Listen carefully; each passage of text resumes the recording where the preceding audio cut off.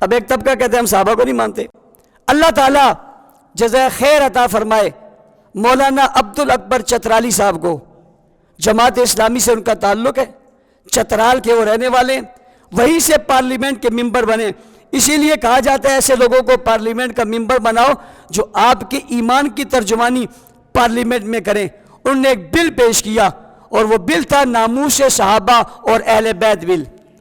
ناموس صحابہ اور اہل بیت بل کہ اس بل کے اندر جو گستاخی کرے صحابہ کی یا اہل بیت کی, اس گستاخ کو سزا ملنی چاہیے. کیا ملنی چاہیے بھئی؟ ایک آدمی کہے چور کو سزا ملنی چاہیے, ڈاکو کو سزا ملنی چاہیے, کرپشن کرنے والوں کو سزا ملنی چاہیے, یہ بات کہنے والا تو دہشت گرد ہے نا.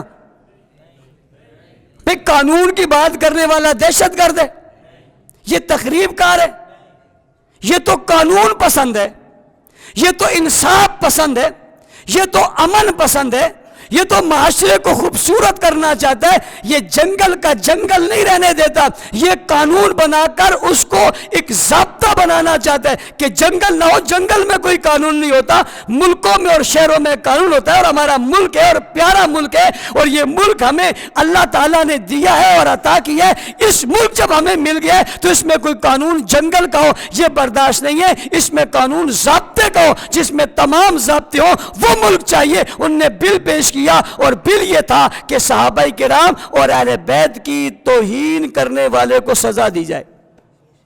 اب سمجھنا اس پر شور مچ گیا. ایک طبقے نے کہا یہ بل ملک میں فرقہ واریت لائے گا, کسی نے کہا اس بل سے, کسی نے ایک ہی طبقے نے کہ اس ملک سے دہشت گردی پھیلے گی, کسی نے کہا یہ ہمارے خلاف ہے. بل کیا ہے؟ بل یہ ہے کہ جو صحابہ کرام کی توہین کرے اس کو سزا ہو. قانون پہلے سے ہے. میں آپ کو ایک بات اور بتاؤں, قانون پہلے سے ہے. قانون کمزور تھا, گستاخ کی سزا صرف 3 سال تھی. کتنی؟ ایک عام شہری پاکستانی کی اگر کوئی توہین کرے تو ہمارے قانون میں اس کی سزا 5 سال ہے. کتنی؟ صحابہ کرام کی کوئی توہین کرے تو اس کی سزا کتنی تھی؟ آپ سے پوچھتا ہوں یہ کم تھی یا نہیں تھی؟ غیر مناسب تھی یا نہیں تھی؟ غلطی تھی یا نہیں تھی؟ انہوں نے اس کی ترمیم کی اور انہوں نے کہا کہ یہ 3 سال سے بڑھا کر کم از کم سزا 10 سال ہونی چاہیے. کتنی ہونی چاہیے؟ آپ کہتے ہیں 10 سال ہونی چاہیے, نہیں ہونی چاہیے. آپ میں تو وہ لوگ ہیں جو کہتے ہیں اس سے بھی زیادہ ہونی چاہیے, اس لیے کہ ہم تو گستاخ نہیں, ہم کہتے ہیں اس کو سزائے موت ہونی چاہیے. 10 سال کر دی, اور اس کی جو آخری سزا تھی وہ عمر قید کر دی. کتنی؟ عمر قید. اور اگلی بات سمجھنا, یہ جو 3 سال کی قید تھی یہ قابل ضمانت تھی. جو 10 سال کی سزا ہے یہ قابل ضمانت نہیں ہے. گستاخی کرنے والا گستاخی کرتا تھا اور گستاخی کرنے کے بعد وہ باہر آ جاتا تھا, اور باہر آنے کے بعد پھر شرارت کرتا تھا, اور اس شرارت کے نتیجے میں بدامنی ہوتی تھی. لہذا کوئی آدمی خود قانون ہاتھ میں لے یہ درست عمل نہیں ہے. تو کیا کرے؟ وہ خود قانون ہاتھ میں نہ لے بلکہ وہ آئین کے ذریعے اس گستاخی کا راستہ روکے. اس سے اچھا ذریعہ کوئی اور. یہ نیشنل اسمبلی کیوں بنتی ہے؟ اس کو قانون ساز ادارہ کہا جاتا ہے کہ یہاں قانون سازی ہوتی ہے, اور وہ قانون سازی ہوئی اور صحیح ہوئی. یہاں تو غلط قانون سازی بہت ساری ہوتی ہے. جیسے کچھ دن قبل ٹرانسجینڈر بل پیش ہو گیا تھا اور اس بل کے خلاف واویلا مچا. آپ کو مزے کی بات بتانے لگا ہوں, اس بل کے خلاف سارے ہی لوگ بولے, لیکن جو آج اس بل کے خلاف بول رہے وہ نہیں بولے تھے, وہ اور آج بول رہے ہیں. سوال تو پیدا ہوتا ہے غیر شرعی بل پیش ہو تم نہ بولو, اور تحفظ اور فرقہ واریت کے خاتمے کا بل پیش ہو اور آپ شور کرو کیا؟ تو 10 سال سزا اور عمر قید سزا. حقیقت یہ کہ حضور اکرم صلی اللہ علیہ وسلم کے وہ رفقا یعنی بالخصوص خلفائے راشدین, ازواج مطہرات اور اہل بیت رسول, جو ازواج مطہرات اس اہل بیت میں شامل ہیں, ان کی توہین کرنا در حقیقت حضور علیہ السلام کی توہین ہے. اس کی سزا سزائے موت ہے. کیا ہے؟ لیکن ہم نے کہا چلو امن قائم ہو رہا ہے، کوئی قانون بن رہا ہے تو اس کو بننا چاہیے، لیکن ایک شور اٹھ گیا اور کہا جی نہیں ہم اس قانون کو نہیں مانتے، ہم اس قانون کو نہیں مانتے، کبھی پریس کانفرنس کی، کبھی اظہار کیا، کبھی کھل کر سامنے آ گئے۔ میں ایک بات کہتا ہوں، یہ بات تو طے کہ چلو بل پیش ہوا، منظور ہو گیا، بل بھی منظور ہو گیا، کچھ لوگ بلوں سے باہر بھی آ گئے۔ ہم کل تک کہتے تھے نا، آپ لوگوں میں سے بہت سارے لوگ ایسے ہیں جو ہمیں غلط کہتے تھے، مولانا صاحب یہ کیا کہہ رہے ہو، کوئی ایسا نہیں ہے، کوئی گستاخ نہیں ہے۔ میں پوچھنا چاہتا ہوں قانون پاس ہو گیا، تکلیف کیوں ہو رہی ہے؟ کوئی ایک بھی آ کر ان میں سے کہے نا کہ بل ٹھیک ہے۔ یہ جو بات حق نواز نے اس وقت کہی تھی، جس کسی کے سامنے نہیں آتی، یہ دہشت گردی ہے، یہ شدت پسندی ہے، فرقہ واریت ہے، بھائی ہے نے اسلام کی بات کی تھی۔ اگر صحابہ نہیں بچیں گے تو مجھے بتاؤ قرآن کیسے بچے گا؟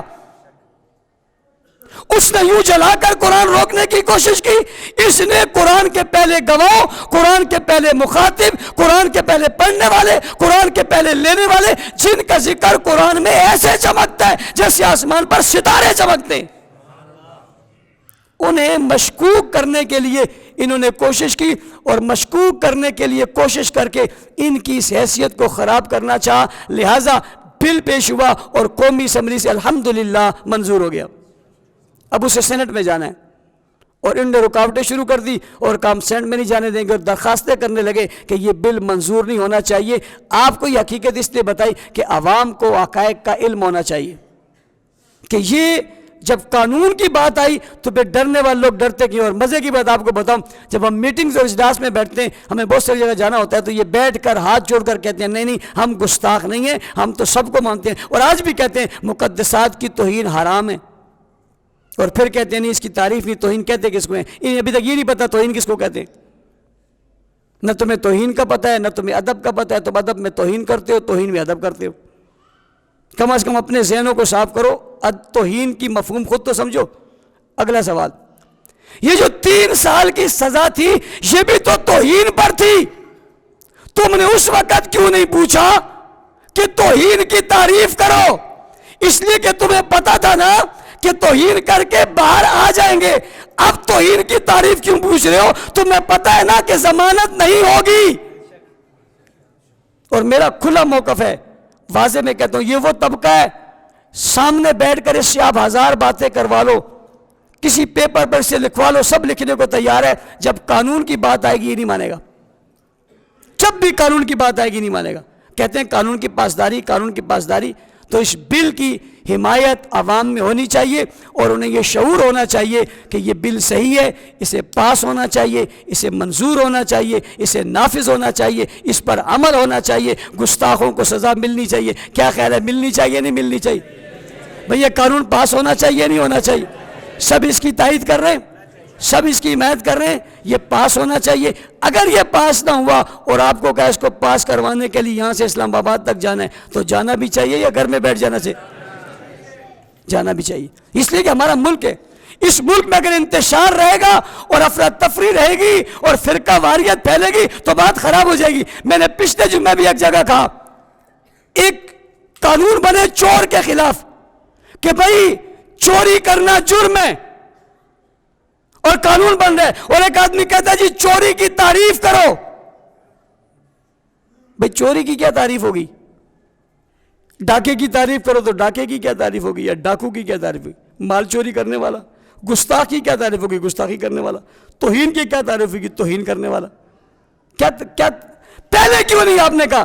اچھا جب ایک عام پاکستانی پر کی توہین پر 5 سال کی سزا ہے تو آپ نے اس وقت پوچھا تھا کہ اسے بنانے سے پہلے توہین کی تعریف تو کرو، توہین کی تعریف کیا؟ یہ پوچھا تھا کبھی؟ اس وقت کیوں نہیں پوچھا؟ اب کیوں پوچھ رہے ہو؟ اور اگلی آپ کو مزے کی بات بتاؤں، اس بل کے اندر نہ شیعہ کا ذکر ہے نہ سنی کا، نہ شیعہ کا ذکر ہے، نہ کسی مذہب کا ذکر ہے، نہ کسی مسلک کا، نہ کسی قوم کا ذکر ہے، نہ کسی فرد کا، اس میں صرف ذکر ہے گستاخ کا۔ کس کا بھائی؟ کس کا ذکر ہے؟ سوال یہ پیدا ہوتا ہے تمہارا نام ہی نہیں ہے، تم کیوں اپنی طرف کھینچتے ہو کہ جی ہمارے خلاف ہے؟ بھائی نام ہی نہیں ہے، نہ شیعہ کا نام ہے نہ سنی کا نام ہے، اور سنیوں میں سے اور سیاسی جماعتوں میں سے اور ملک کے لوگوں میں سے کوئی ایک بھی اس پر اعتراض، ایک ہی طبقہ کیوں کر رہا ہے؟ یہ سوالیہ نشان ہے یا نہیں ہے؟ یہ طبقہ واضح کر رہا ہے کہ اس طبقے کا اس مسئلے میں ہنسنا ہے، اور یہ طبقہ اس مسئلے میں گستاخی کرتا ہے اور یہی کرتا ہے، اس لیے اب تکلیف صرف گستاخ کو ہے، مذہب کو، اور اس مذہب کو تکلیف ہے جس مذہب میں گستاخی عبادت ہے۔ دنیا کے کسی مذہب میں گالی عبادت نہیں، دنیا کے کسی مذہب میں برا بھلا کہنا عبادت نہیں ہے، ایک ہی مذہب ہے جس میں گالی بھی عبادت ہے، جھوٹ بھی عبادت ہے، اور زنا بھی عبادت۔ مجھے کل میں جگہ گیا، مجھے ایک مولوی صاحب کہنے لگے، مولانا صاحب آپ لوگ کو ہم بہت سخت کہتے تھے، اور کہتے تھے نہیں فلاں تو ایسا نہیں ہے، اس نے قسم کھا کر کہا خدا کی قسم یہ سب ایک جیسے ہیں، اس میں کوئی معتدل نہیں ہے، کوئی بھی معتدل نہیں ہے، جس کو دیکھو چپ ضرور ہے، لیکن جب اس کو چھیڑو گے وہ توہین پر آ جاتا ہے اور توہین کر دیتے ہیں۔ اب کہتے ہیں جی ہم بنو امیہ کے لوگوں کو صحابی نہیں مانتے۔ آپ کو پتہ ہے حضرت عثمان غنی کا ذکر بنو امیہ سے، ان کا تعلق بنو امیہ سے، حضور علیہ السلام کی 2 بیٹیاں ان کے گھر میں، نبی علیہ السلام کے گھر کے خرچے انہوں نے چلائیں۔ آپ کو پتہ ہے عثمان غنی کے پیسوں سے حضرت علی نے شادی کی ہے۔ آپ کو پتہ ہے عثمان غنی کے تعاون سے حضرت فاطمہ کا جو ہے وہ شادی کا سامان آیا۔ آپ نہیں مانتے؟ رسول اللہ کے دور داماد ہیں، آپ نہیں مانتے؟ جب ان پر حملہ ہونے لگا تو حضرت حسن حسین دونوں کو حضرت علی نے ان کے دروازے پر کھڑا کیا، آپ نہیں مانتے؟ یہ جو قرآن آپ پڑھتے ہیں اس کے جمع کرنے والی عثمان ہے، اسی لیے اس کو مصحف عثمانی کہا جاتا ہے۔ جو عثمان کو نہیں مانتا وہ قرآن کو مان سکتا ہے؟ اسی لیے انہوں نے کہا کہ ہمارا قرآن تو یعنی ہمارا تو غار میں، ہمارا قرآن میں اترے۔ تو یہ باتیں سمجھنے کی ہیں، اگر یہ باتیں ممبر اور محراب سے نہیں سمجھائی جائیں گی تو بھائیو آپ کو کیسے سمجھ آئے گی؟ شعور کیسے کھلے گا؟ بیداری کیسے ہوگی؟ فتنوں سے کیسے بچو گے؟ چور کی حقیقت نہیں بتاؤ گے، چوری کے راستے بند کرنے کے ذریعے نہیں ڈھونڈو گے، چور کی تلاش نہیں کرو گے تو چوری روکو گے کیسے؟